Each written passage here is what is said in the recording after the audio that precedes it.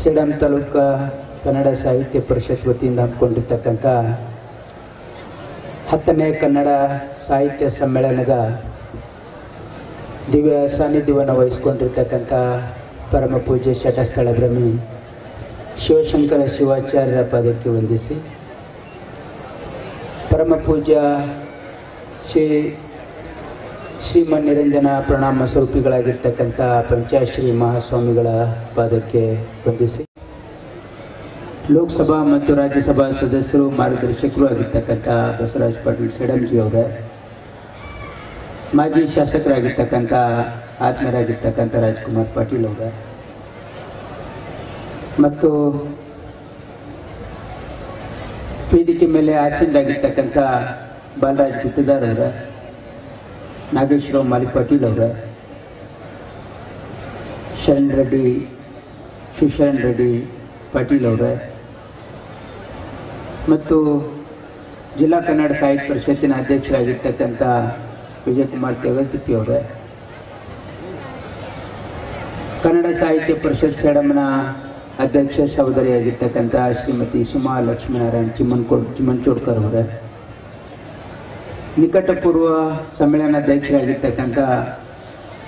ಮುರ್ಬಿ ಗುಂಡಾರಾವ್ ಅವರ ಮತ್ತು ವೇದಿಕೆ ಮೇಲೆ ಆಸೀನರಾಗಿರ್ತಕ್ಕಂಥ ಪುರಸಭೆ ಅಧ್ಯಕ್ಷರಾಗಿರ್ತಕ್ಕಂಥ ವೀರೇಂದ್ರ ರುದ್ನೂರವರ ಮತ್ತು ಎಲ್ಲ ಅಧಿಕಾರಿ ಮಿತ್ರರೇ, ವೇದಿಕೆ ಮೇಲೆ ಆಸೀನರಾಗಿರ್ತಕ್ಕಂಥ ಎಲ್ಲ ಗಣ್ಯರೇ, ದಯವಿಟ್ಟು ಯಾರು ಅನ್ಯತಾ ಭಾವಿಸಬಾರ್ದು. ಈಗಾಗಲೇ ಭಾಳ ಸಮಯ ಆಗಿದೆ. ಸೇಡಂ ತಾಲೂಕಿನಲ್ಲಿ ಭಾಳ ವೈಭವಪೂರ್ವಕವಾಗಿ ಭಾಳ ವಿಜೃಂಭಣೆಯಿಂದ ಕನ್ನಡ ಸಾಹಿತ್ಯ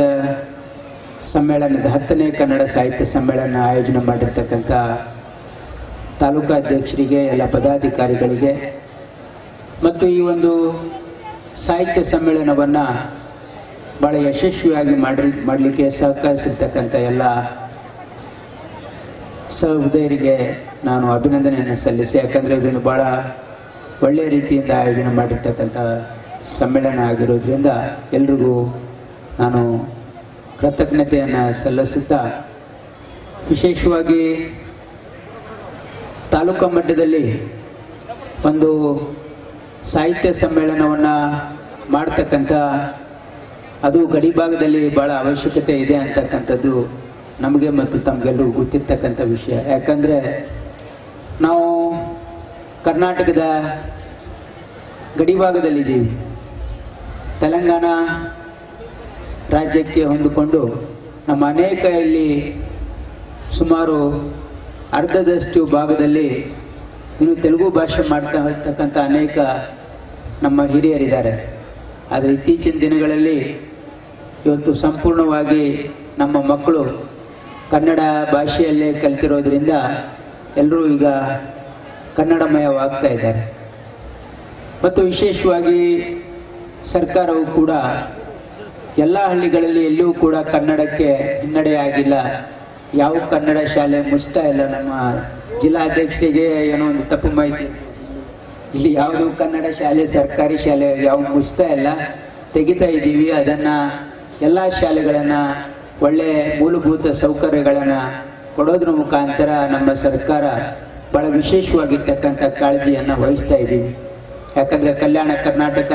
ತಮಗೆಲ್ಲ ಗೊತ್ತಿರೋ ಹಾಗೆ ಆರ್ಟಿಕಲ್ 371J,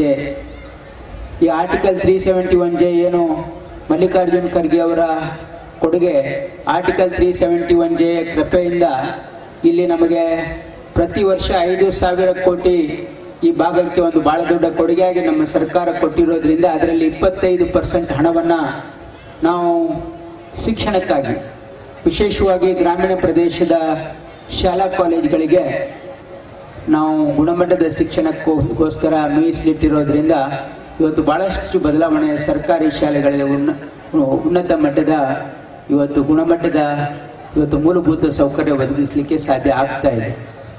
ನಾನು ಯಾಕೆ ಈ ಮಾತನ್ನು ಹೇಳ್ತಾ ಇದ್ದೀನಿ ಅಂತಂದರೆ, ಇವತ್ತು ನಮ್ಮ ಭಾಗದಲ್ಲಿ ವಿಶೇಷವಾಗಿ ಕಲ್ಯಾಣ ಕರ್ನಾಟಕ ಭಾಗದಲ್ಲಿ ಇವತ್ತು ಕನ್ನಡದ ಜೊತೆಗೆ ಇವತ್ತು ಗ್ರಾಮೀಣ ಪ್ರದೇಶದಲ್ಲಿ ಒಂದು ಗುಣಮಟ್ಟದ ಶಿಕ್ಷಣವನ್ನು ನಮ್ಮ ಮಕ್ಕಳಿಗೆ ಕೊಡ್ತಕ್ಕಂಥದ್ದು ಬಹಳ ವ್ಯತ್ಯಾಸ ಇವತ್ತು ಬೇರೆ ಭಾಗಕ್ಕೆ ನಮ್ಮ ಭಾಗಕ್ಕೆ ಇರೋದ್ರಿಂದ ಇದೇನು ಅಸಮಾನತೆ ಇದೆ ಅದನ್ನು ಈ ಸರಿದೂಗಿಸಬೇಕು ಅಂತಕ್ಕಂಥ ಸದುದ್ದೇಶದಿಂದಲೇ ಆರ್ಟಿಕಲ್ 371J ಮಾಡಿ ಇವತ್ತು ಆ ಕಾನೂನಿನಡಿಯಲ್ಲಿ ಇವತ್ತು ನಮ್ಮ ಭಾಗದಲ್ಲಿ ವಿಶೇಷವಾಗಿ ಶಿಕ್ಷಕರ ಕೊರತೆ ಇವತ್ತು ಇದೇ ಭಾಗದ ಈ 371J ಅಡಿಯಲ್ಲಿ ನಾವು ಇದೇ ಭಾಗದ ಜನರನ್ನ ಇವತ್ತು ಮೀಸಲಾತಿ ಇರೋದ್ರಿಂದ ನಾವು ಸ್ಥಳೀಯ ವೃಂದದಲ್ಲಿ ಅಂದರೆ ಕಲ್ಯಾಣ ಕರ್ನಾಟಕದ ಭಾಗದ